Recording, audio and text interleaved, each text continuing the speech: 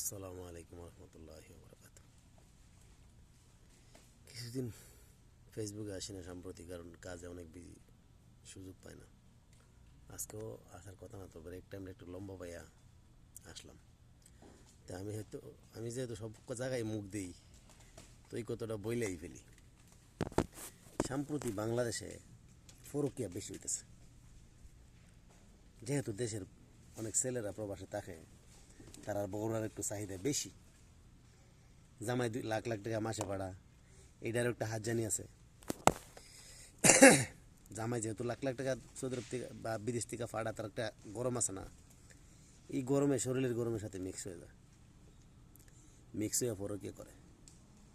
তো আমি মনে করি এলাকা ভিত্তিক বা থানা ভিত্তিক, ইউনিয়ন ভিত্তিক বৈঠক বৈশা সবাই মিলা ফরকের বিরুদ্ধে একটা আইন করা দরকার।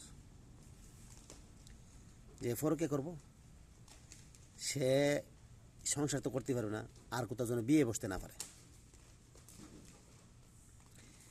যত জায়গায় কোনো মহিলা ফরকে করবো, পুরুষ তো আরো বেশি, পুরুষ লিঙ্গ কেটে দিয়ে দিব। যে ফরকে করব আমার বিচারে, সেজন আর কোথাও বিয়ে বসতে না পারে। ব্যবসা হয়তো ব্যবসা, বাস ব্যবসা ছাড়া তার কোনো রাস্তা নেই। দেশটা ধ্বংস করার পথে নিয়ে গেছে কয়েকটা নারী আর কয়েকটা মাদার চুদের কারণে। এই কয়েকটা মাদার চুদ আর মাদার চুদির কারণে দেশটা ধ্বংস গেছে। আজকে আমাদের দেশটার পরিস্থিতি ভালো না, ঠিক আছে?